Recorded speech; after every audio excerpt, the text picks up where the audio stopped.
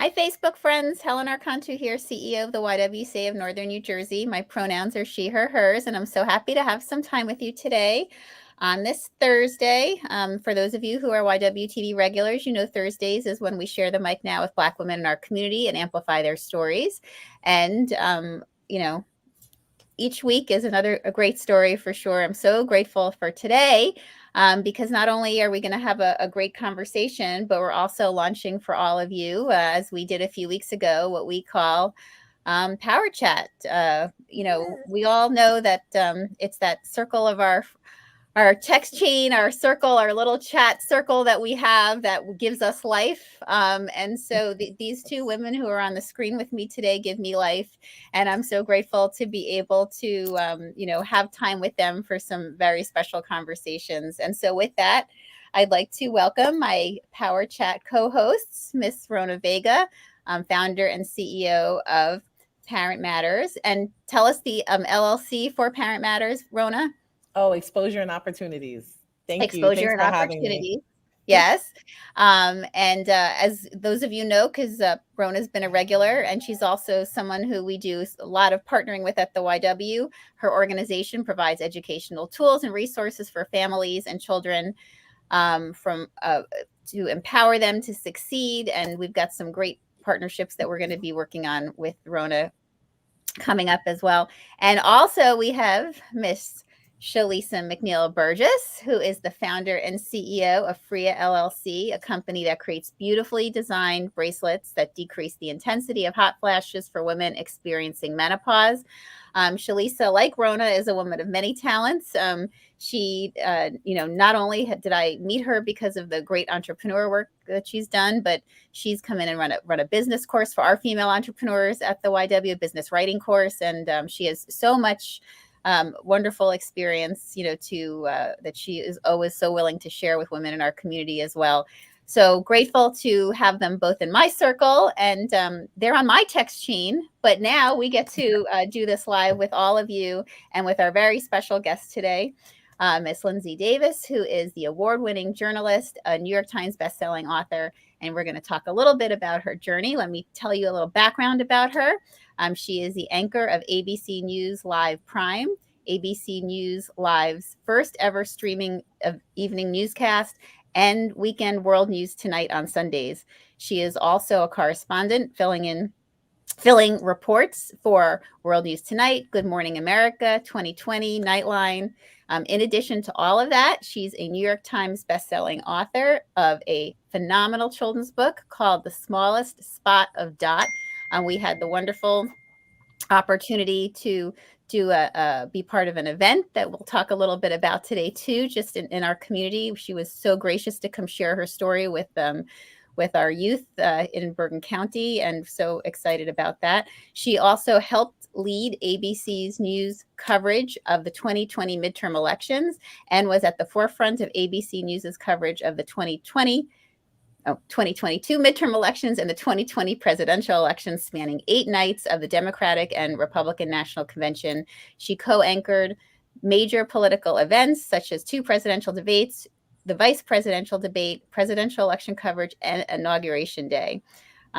She also has interviewed major influential figures, politicians, health officials, that led to the first roundtable discussion with Black female mayors of Atlanta, Georgia, Washington, D.C., Baton Rouge, Louisiana, Tacoma, Washington, and anchored the documentary Homegrown Hate, The War Among Us, which shed a spotlight on the issues of domestic terrorism and hate-inspired violence in the United States. Some of her most notable work includes covering news stories around Las Vegas massacre, the Harvey Weinstein allegations, and the subsequent Me Too movement, the Boston Marathon bombing, the Nairobi Mall massacre, and several of President Obama's trips overseas. Amongst all of her accomplished work in the media, she's also a best-selling author of 5 books. The New York Times bestseller, The Smallest Spot of Dot, which is her most recent from January of this year. How High is Heaven from February of 2022. Stay This Way Forever from February 2021. The World is Awake from February 2019. And One Big Heart from August 2019. All of that. And we're so grateful that you could make the time to be here with us today. Thank you for joining us, Linsey. How amazing of a career, and knowing how young you are and how much more is still ahead. Am I young? Oh my goodness. I hope so. Well, I think we get to create what young we define young, right? Yeah. We get to define young. Let's not let Yes. society define it for us. Or let me just say, you are vital. There's so much vitality in you, and there's so much ahead. How's that? Better? That's good. I mean, I hope I still feel young at heart. I've been just been crazy in different time zones and stuff lately, so I'm starting to feel my age a little bit lately. But you know what? I think that you always make time for things that you're passionate about. Yes. I think that you make room and space for that in your life, and so I find myself having a lot of opportunities, and so I just don't want to squander them. I remember early on in my career, just hoping that I could just get to the second level or third level in all of this industry, and so now that I find myself here, I just want to elevate so many critical messages and voices that quite often we didn't hear, especially when I was growing up, and so that really is a priority for me, that I will lose a little sleep at night to make sure trying to amplify those voices. So, Wow. I appreciate you sharing that, and so grateful that we have you to be able to do that. And, we, you know, obviously we know that representation matters. You being in the place that you are, creates opportunity for everyone of every age watching you. Whether it's, we always spend so much time focusing and saying that, young people get to grow up seeing you, but the reality of it is you inspire women your Yes. age, women older than you, women younger than you, all women just, seeing you where you are and seeing what you've been able to accomplish. Can you talk to us a little bit about the systemic barriers that you have had to navigate, to be able to get where you are and be able to push forward on all these tremendous accomplishments? Because the reality of it is that's a lot without all the systemic barriers that you've had to, navigate. But how did you manage the two together? One of my favorite interviews, I mean, I've had a lot that I've enjoyed, but was interviewing Carol Simpson, who was Black female anchor at any network, to helm a major newscast. Just so happened that she was at ABC, where I am, and so to hear her story of which she called the three obstacles that she had to, because she was saying it wasn't just race or gender, but it was also ageism that she said that she fought. And at that time, it was so obvious and so in her face and so unquestionable. I mean, she would talk about being, at a work party with her colleagues, and they'd say, "Hey, Carol, are you going to pass out the appetizers?" Just really blatant, racism and sexism that she faced. And Wow. I have had the good fortune to not have to deal with it in that, obvious of a way, but certainly I would say that there are the microaggressions that still remain, that, the kind of the throwing the stone and hiding a hand, that it's like, no, it's not because of, your race or gender, but still certainly that exists. But I am so just feel indebted to the Carol Simpsons of the world, and really her uniquely, who was such a pioneer and a trailblazer, and opened that door. And what she talked about, because I interviewed her right as I was assuming the same position that she had first aspired to, maybe 18 years after. And she was saying that she was while she was happy that I was, getting this opportunity, she was saying that she also felt disheartened that it had taken so long. She was saying that when she first had that opportunity or created that space for herself, that she was thinking that then, she'd kind of blown the door wide open, and that there would be a quick succession of Black women who would follow, and that it had taken, nearly 2 decades after her to see someone who looked like her again in that position. So, I think that just like in any industry, there are adversities that we all deal with. But I take courage from the ancestors. I take courage from Shirley Chisholms of the world, who said, if they don't give you a seat at the table, bring a folding chair. And I feel especially responsible now that I have that, proverbial seat at the table to be so inclusive and to look back and not just be satisfied that I'm there at the table, but who else can I bring? Who else can we gather around this table? Because it's also been said that if you're not being heard, you're being ignored. Yeah. So many stories. There's so many ways that race, plays a role in the news. I remember as a little girl always thinking about, and something that my mom would kind of talk about was, whenever there was a suspect, they would say if it was a black male suspect who was on the loose, right? But if it were a white male, they wouldn't say that it was a white male. They would just say, it was just like a male that they were looking for. But so there was always this heightened awareness of, blackness in a negative way. And I think that outside of Black History Month, we often wouldn't hear about, the positive contributions that Black people have made. And so that's one thing that I would say that I am really aware of and conscious of, that even just the subliminal messages that when we have experts on, if we have a expert or we have, a legal analyst, that we don't always just have to have one type of person. Right. I think that just showing that we are dynamic in various spaces is really important. And so I do feel blessed to have that opportunity to finally be in a position to help to make those decisions. Yes. Wow. And I'm glad you're there. I just want to say, jumping in, as a kid growing up in New York City, I didn't realize it until I was a little older that I wouldn't sit next to Black men on the train.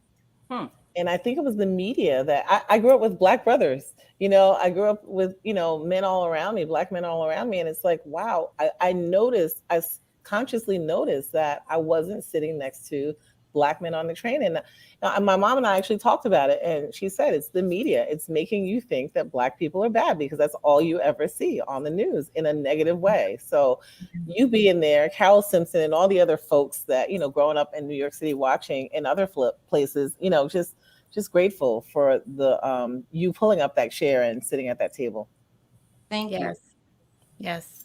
And I really appreciate you kind of, walking us through the experience. I mean, I think it's so important. That's really why we've created this space, on Thursdays on our show to really focus these conversations, because it's important for people who look like me, who are watching and have my life experience, to understand that, again, from Carol Simpson to you, how many years have passed, before we have, more folks, that look like you in these seats, and, the importance of it. So thank you so much for sharing that.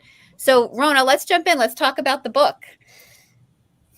Or all the books. Yeah, all the books, right? Yeah. So I just think it's amazing. First of all, we're connected, Linsey. You probably don't even know this because of Helen. Helen connected me to, oh my gosh, Monique. Yes, Joseph and her daughter, the lanternfly story, right? Unfortunately. And Monique reached out to me. She just immediately became a friend within like hours of Helen connecting us. And she reached out to me saying, hey, I want to write a book. And all these people are calling. And I said, well, hold out for Oprah or Michelle Obama. And she, I don't even know where that came from. And then she said, and I said, well, why don't you talk to Linsey? And she's like, wait, how would I get in touch with her? I'm like, you were just on her show. You were just interviewed by her. So me being me, that's my superpower, I guess. I just went on LinkedIn, which has been my way of kind of like meeting people in the last year or so. And it's so funny because Linsey told me she just set up her LinkedIn and I reached out to her. Yes. I was like the first person ever. And then Linsey, I put both of our information in the chat, and Linsey called me. And so she was, and I said, no, no, no, you want to speak to Monique. And so then I said, well, wait a minute. While you are on the phone, I'm doing these workshops at these different schools. And she said her book wasn't appropriate for the middle school age that I was thinking of. And then I just got a call the day before from Bergenfield from a phenomenal guidance counselor, Kathy, oh my God, who just wanted some representation in her school. She said she was just really tired of seeing some of the kids being, just the discrimination, even at that young age, and feeling really bad for the kids of color and what they were experiencing. And she wanted the other young people to see that Black people matter, that Black people are phenomenal. And so Linsey said yes. When I asked her, I said, well, would you come to this event? And she said yes, and it was powerful. So Linsey, you can share a little bit about what happened at that event, but I'm still getting messages today. Bergenfield community has decided that this is the best thing that ever happened in Bergenfield. And I'm so happy that YWCA and so many other folks, Columbia Bank, and helped sponsor this event and participated. It just made it such a beautiful day. So. Well, Rona, I want to first, please follow back up with me, because I believe that the publisher reached out to Monique. So I just want to make sure that they did get a book deal, but Okay. just confirm that for me. And that's the beauty of, again, where, you can just bring everybody on board with you, because once you have that connection, it doesn't just need to be, like I this is so random and off topic, but I was talking to my mom the other day about, and maybe you guys are these kind of people, I don't know, but I don't understand when somebody has, like, I have a friend who makes this amazing cake, and I'll be like, oh, what's the recipe? Oh, girl, I don't share my recipe. Yeah.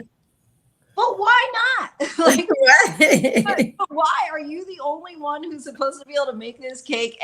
And so that's just contrary to who I am as a person. I'm kind of like, as soon as I can get, my foot in the door, we're all rushing in, and that's of all walks of life. That's not just for one, gender or one race, but Amen. I just feel like I have been so abundantly blessed. And I just hope that I can be a blessing to somebody else. So if you could please just, circle back with me. I will. Got at least. Well, that's why you're blessed, because you're willing to give. And people tell me this every day. I just met a woman yesterday who said, she just came up to me randomly and told me that you are so blessed because of the work that you do. And she didn't even know me. Yeah. Right. And I was like, okay. So, Well, and I'm like you, like, I don't want to hold on to that recipe. I want everybody to know. You have a magnetic personality. And Aww. that even that we had not met prior to the Bergenfield School, but I just, instantly when I talked to you, first of all, LinkedIn, you had so many connections when you were, emailing me about, that your kids, go to my cousin who's a pediatrician. Yes. Aunt hit one of them. They were just, and so you were just instantly, I felt like you were my girlfriend right away. Listen, we're family because her cousin has been my kid's pediatrician and mentor for the last 20 something years. And then her auntie, her father's sister, is my daughter's favorite teacher in the entire world. So Miss Smith, I love you so much. So yeah. So the school visit went really, really well. And I've just gone to a handful of schools now post, if we are post-COVID. I used to do school readings all the time and I loved it. And then, schools kind of started going virtual, which it's just not the same. And I will say that a lot of my books are faith-based. This is the first one, my most recent one, The Smallest Spot of a Dot, which is more science forward. Wow. So in the past, Catholic schools really would welcome me in with open arms, because a lot of the public schools I would, mention God. And so public schools, are not about that life. So I had gone my first visit. It was Our Lady of Lourdes, which is in Harlem. Went and read The Smallest Spot of a Dot in February, and I had two little girls come up to me after. They didn't say anything. They just hugged me. And Oh. that was a better feeling than actually making the New York Times bestseller list, which is what I had been going for, for this whole time. But, they didn't need to say anything. It was just like they felt, and these days it's almost cliche to say, but they felt seen, Yes. And that was the reason that I started writing the books, is because I have a son who's about to turn 9, and one, I've always considered myself to be a storyteller because that's what I do by day with news. But it's always like doom and gloom and murder and mayhem, and so I really didn't even want my son to watch the news, to see me, doing my job, because it just felt too heavy. And so when I was reading books to him, just even as an infant, I was thinking, yeah, I'd like to do this. And then that like to turned ultimately to need to, because I just felt like there was just not enough representation in the pages of kids who look like him. And this is going back, because he's about to be 9. So it was almost a decade when I had the idea. I will say subsequent to that, and a lot of it may be post George Floyd, but now we see so much representation in children's books, and I'm so glad to see that. But when I was first kind of putting on my research hat, when I decided I wanted to go into writing children's books, and the most recent statistic, which had been, a decade old at that time, but it said that more than 90% of the protagonists in children's books are white. And meanwhile, if you look at the US Census Bureau data, more than half of the kids in this country are kids of color. And so there's just this dissonance, this disconnect, right? And also there's so much research that suggests that kids look for themselves in books. Mm-hmm. If they don't find themselves, they're going to look elsewhere. And, we need our children to enjoy reading books. And so I just felt like, rather than just complain about the lack, let me try to start contributing. And so now this is A Small Spot of a Dot is my 5th children's book. And it's basically about something that I was fascinated by when I found out the findings of the Human Genome Project, which was the first phase of it was a 13-year study with thousands of researchers around the world. It was this global undertaking in the science world to map the human DNA. And so basically when they were searching the blueprint, they were expecting, the hypothesis was that there was going to be all this variation in our DNA. And ultimately what they found is it's 99.9%. And I held on to that for years, just like, wow, And then when the publishers had come to me about, writing a new book, I talked to a friend of mine, Michael Tyler, and I was like, how could we make that concept accessible for the youngest among us? Yeah, to give him the credit, he came up with the idea of these dots, nice. It's like more than 3.1 billion molecules in us that creates our DNA. And so we were thinking that what if we then made a me, my, mine dot, a one of a kind dot, that thing that makes me shine dot. So it's like, I love it. We're embracing the 99.9% that we have alike, but we're also celebrating the 0.1% that makes us different, that makes us unique. And it's really a lesson for all of us, for all ages. And this is something that I've been hypersensitive about because my son was growing up during a time where it felt like to me, like there was just this megaphone of division, and not just race, but also gender, and not just gender, but also religion. It's like, if you believe differently, there was this othering that was happening. And I just didn't want, and he would ask me questions, that I was like, whoa, you're 5, you're 4. And I remember it was a story I'd actually covered in Philadelphia, the Starbucks, when the 2 Black men were arrested. Starbucks too long.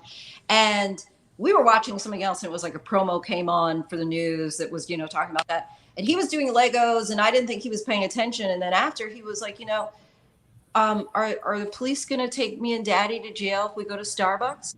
And I was like, oh my goodness, I couldn't believe they processed it in that way. And so kids really, what do they say? That it's like more that's caught than taught, right? They're absorbing just the things that they're observing regularly more than the things that you try to, enforce.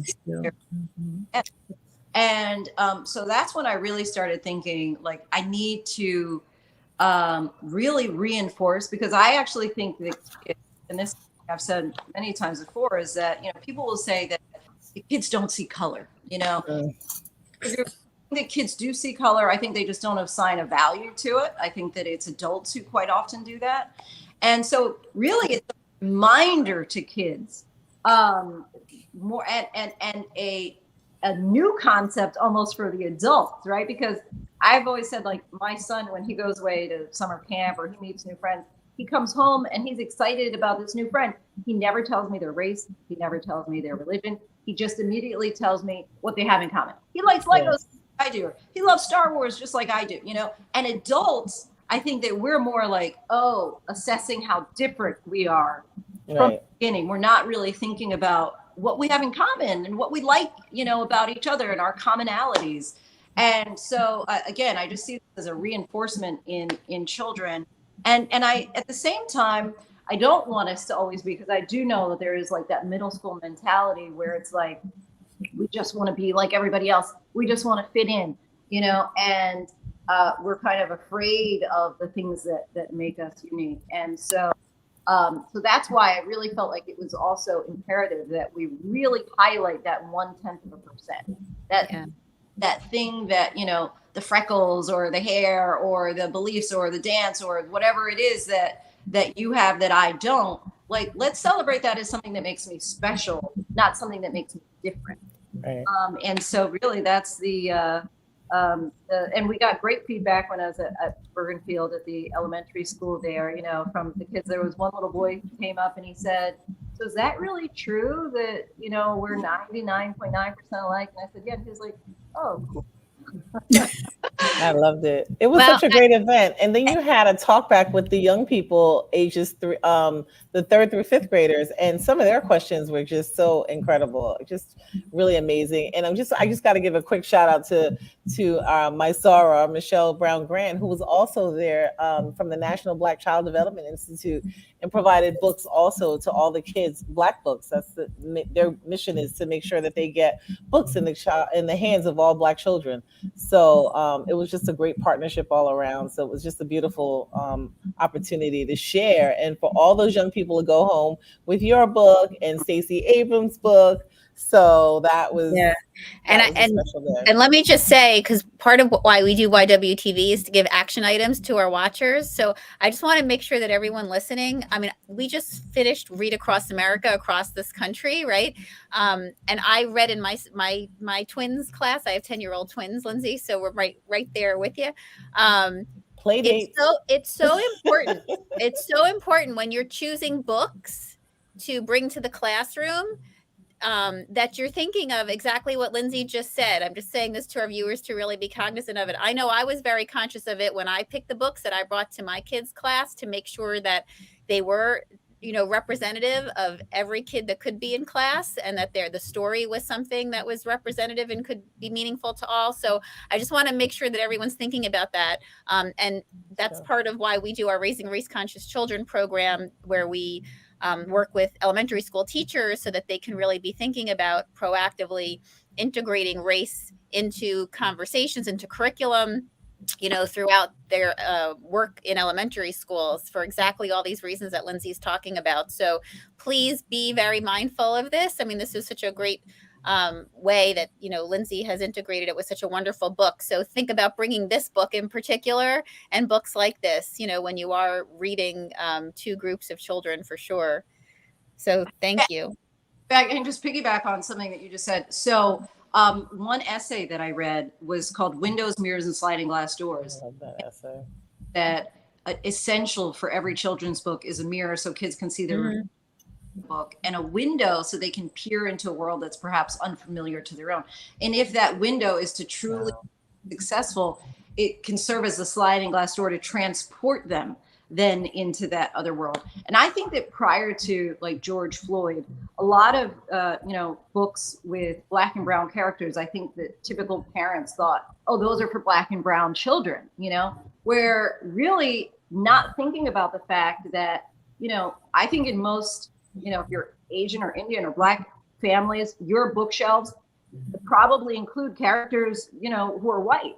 But we don't see that kind of diversity often in white households. Correct. People are starting to see the value in that. And I always think, you know, you fear what you don't know, what you're not familiar with, right? And so live in a community that's not diverse, your place of worship or school or whatever, and your kids are not seeing diversity, I think you can put that in hands, you know, give them a doll that is Hacker Brown, and expose in that way early on so that it doesn't seem so different and unique and scary, when you encounter somebody of a different ethnicity in real life. And so I think that that is something that we have to be like hypersensitive about across cultures. And one thing that I would say that is my goal with all of my books is, I have every spread I feel, or there is a spread in each of the books where I hope that somebody will be able to point to a character and say, that looks like me, and I think that I will have felt like I've accomplished and done my job if that comes to fruition, because it is all about, people are always talking about like diversity, inclusion, and blah, blah, blah. But what do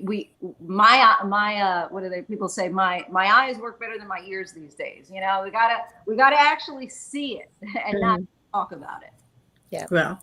Well, Linsey, I'd like to jump in now if I can. First of all, this conversation has so much richness, like a tapestry. Like, you've gone from one extreme to the next. The one thing you said that just moved my heart is because the first time I went to the Bodies exhibit, and I'm not sure if our viewers or if you all guys are familiar with the Bodies exhibit, but that's where I learned that every human being shared 99.9% of the exact same DNA. And under our skin, we all look exactly the same, like chicken, like dark meat chicken, actually, right? And so what was so poignant to me at that time is like, if we're 99.9% exactly the same, and under skin we look exactly the same, why is it so easy to hate? Like, if we let just this outer cover be the representation of whether or not you are acceptable as a human being, when really we have, if you're born biologically woman, all your parts are the exact same. It doesn't matter what that skin looks like on the outside. So that was like super amazing, just like hearing that. And plus, I was such an avid reader as a little kid. Like, you would always find me in a book. I wanted to read books more than I wanted to do anything. I didn't want to go outside. I used to go to the library and take out all the books and never bring them back on time. And so then I'd have to sneak them back onto the desk because I couldn't afford all those fees. And I literally would like creep in with books in my book bag and slide them on the counter and then talk to the, librarian. I was like, I really want to take out some more books. And she let me. And I was like, I don't have any money, lady. I just took me a long time to read all these books. And so it's so beautiful that that's what you're doing, like just bringing the joy of reading to younger kids that is inclusive, because you're right, representation matters. So I have an interesting question for you. We're just going to shift gears a bit because your background is obviously super duper impressive. And you've been able to secure some really highly sought after interview subjects, from infamous characters to politics to entertainers. So what's your secret sauce for that, for being able to accomplish this feat?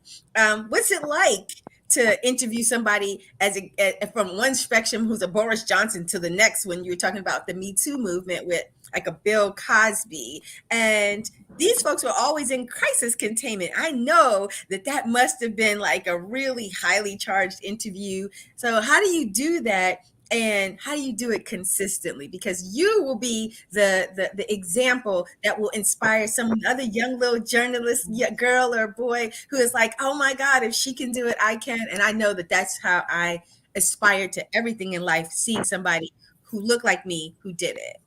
Well, thank you for that. Well, one, I have to give a shout out to our bookers. We have a great booking team at ABC News. And that was the first step, right? Is proving that you can actually sit down and ask some decent questions. And so once I kind of got that foot in the door and had like a little bit of a portfolio, I was able to just kind of like with Rona reaching out to me on LinkedIn. Like, I remember the Bill Cosby happened because, and this is like so random, but this is how it works. So I had dated this guy who was like, Beverly Johnson was like his play auntie, right? And met, years ago, maybe like 15 years ago or something. And then when, and we had kind of kept in touch, Beverly Johnson and I, over the years. And then it was like when, people started raising their hand coming forward about Bill Cosby, Beverly Johnson sent me an email, and the subject line was just Cosby, and then in the email was like, call me, something like that. So I knew already, you know, what it was going to be. So then I did like the sit down interview with Beverly Johnson about that. Then, because of that interview that aired on Good Morning America, Bill Cosby's publicist then reached out to me on email and was like, you know, that wasn't true what she was saying, and here's why, and I want you to talk to Mr. Cosby directly to hear, you know. So I'm like, okay, let's hear, you know, your side of the story then at this point. And so ultimately kept that relationship with Andrew, who was the publicist. And years later, he ends up saying, you know, because I was asking, you know, for it over the time. But after a while, he was like, all right, you know, Mr. Cosby agreed to do the sit down with you. So it's like a lot of it is just about having relationships and holding on to those relationships. And, you know, same thing with Herschel Walker. You know, I had befriended a guy who's a writer in DC at one of the National Association of Black Journalists conventions years ago. He would say to me, you know, hey, do you want, you know, the head of Papa John's? Like when he had gotten embroiled in all the controversy for saying N-word or whatever, end up sitting down with him. And then subsequently he was saying, you know, he and Herschel were really good friends. And I said, well, you know, I really want to sit down with Herschel. And so then, you know, again, fast forward years later of just keeping in contact with people and having just valuing, you know, people as friends, then, you know, I ended up getting the Herschel Walker interview. So in a lot of these situations, it's like once you have the resume and the basic portfolio that, again, thanks to the bookers who were able to get me to that place and that I was seen as a credible journalist, then, you know, people start to trust you, you know, and they know that you're not going to, you know, have any gotcha questions or anything like that. But you really, and I always sit down with everybody with an open mind. And, you know, and sometimes people will change your thoughts. Like if you do come in with any preconceived notions, by the time you leave, you're like, huh, you know, that person was more insightful than I expected them to be, or kinder than I expected them to be, or sometimes the reverse is true. So, but I'd like to think that people will sit down with me knowing that they're going to get a fair and that they're going to feel like not only fair treatment, but that there's going to be an honest conversation that's going to happen. So yeah, I enjoy getting those big gets as they, but really, you know, quite honestly, I enjoy asking questions. I've always been curious from a child, and I like now that I have this career that I get paid to ask questions and be curious. Well, I can't think, you know, it's Women's History Month, as we know, and the theme this year, Women's History Month, is all about our storytellers. And so it's so fitting to be able to have this time with you during the month of March, for us to be able to really honor you for what you do for all of us, everything from sharing the great stories to, putting your hand out and bringing that folding chair for others to the table with you, and everything in between. It's so special, what you share in your books. For all of our viewers, I just want you to remember that you can go to lindseytdavis.com. We have the link for you here so you can get access to all of her books and check on everything she's doing. Follow her on social media. We also have links for you to stay connected to Rona and to Shalisa as well. Time does go so quickly in these conversations, and it's so wonderful to be able to have two of my favorites with me here to be able to talk with you today. And I feel like, Shalisa, I'm going to have to get one of those bracelets soon. We'll Linsey, I got you. All you got to do is send me your address and I got you, girl, because it's nothing like being hot and you don't want to be hot and you don't want everybody to know your business, and they're beautiful. So I got you. They are really. Shalisa, let's see one. You got one on? No, I'm interviewing right now. I don't have it on and it's cold in my house. But yeah, I have to say they are beautiful. I did not know that existed. So that is phenomenal that you have created this. And well, and Shalisa's a great story when you want to, if you need a good interview, she's got a great story on how she evolved, and she's so impressive in terms of taking this idea from her own personal experience, and really all of you, and I again just am so grateful to be inspired. No other women are as well. Just the fact that the seed gets planted in your head, but that it grows into what each of you have all created, which is just such a blessing for all of us on the receiving end of it. So thank you so much. And I know that everyone's got to jump somewhere from here because the day goes on. We could talk forever, but the day goes on. Linsey, before you go, I mean, we would be remiss but saying, I mean, you just came from the Oscars. Anything we should know? What was the best dress? What's the scoop going on? Tell us something. Spill the tea. I loved Halle Berry's dress. I mean, it was beautiful. Really, I guess you have to have that body to really pull that off. But really stuck out. I thought she looked great. Oh wow! I would say she did. I know there was a lot of see-through clothes there, though, right? This time there's a lot of see-through clothes. Way of the world these days. I was like, everybody's beautiful, but I was going, is that a thing? Is that a thing now? Is that a thing? A thing. I need a body for see-through clothes too. Well, I do want to ask one question. I'm going to switch back a little bit real quick. For young people, well, young and seasoned people, because listen, I have a book in me that I've had a hard time pulling out of me.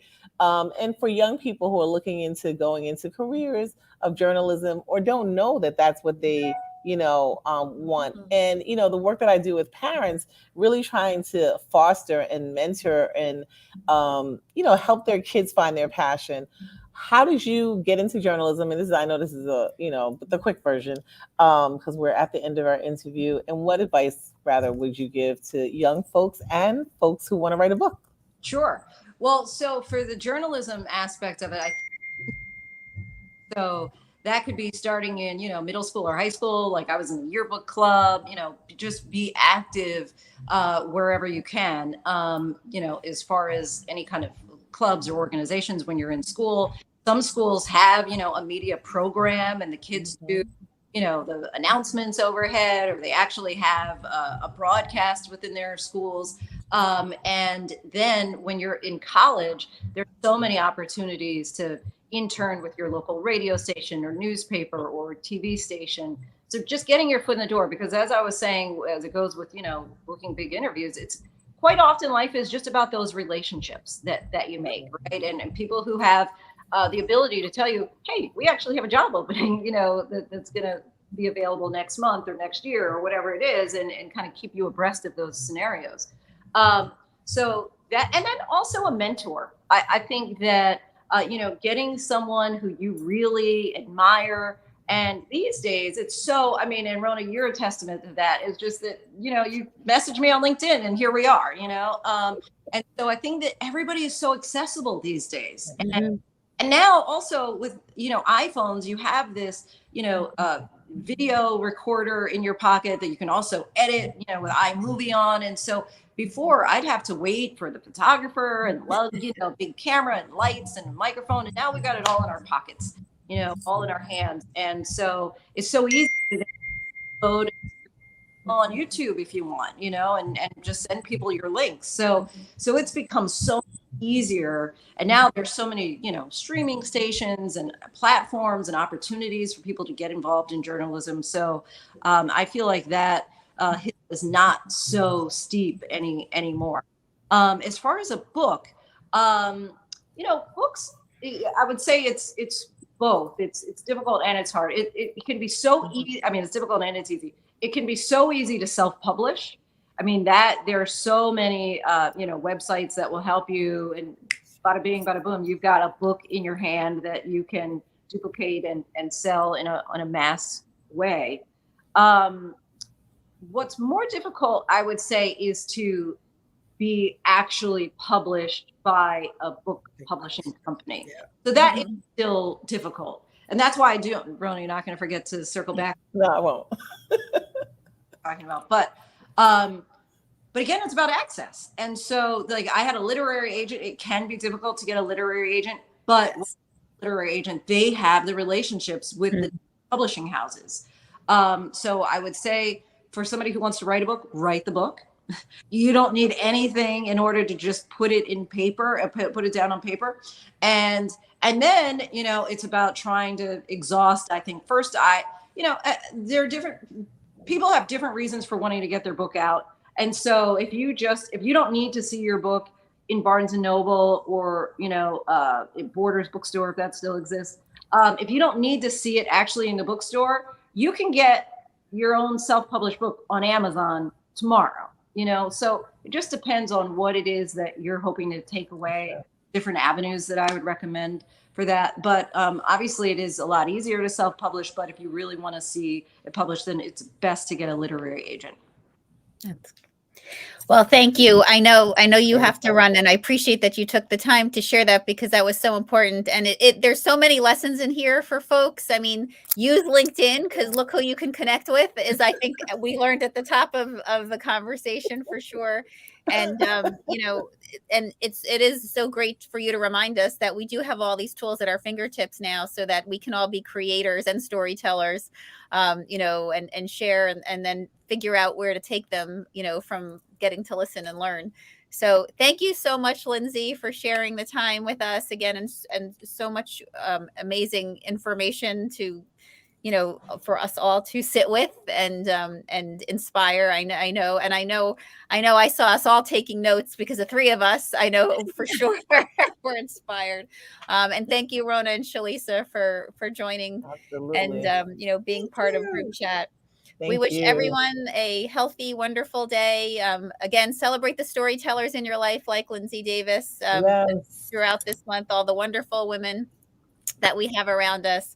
And remember, when you're choosing books, make sure they're, you know, representative of everyone in the classroom. Do that no matter what you look like. Make sure your books represent everyone because they're great. There's so much, you know, it's so important in what we're putting into our children and how they grow up, because they will help make the change that we're all working for here. We want them to grow up with it in place. So thank you all. Don't forget to support the YWCA.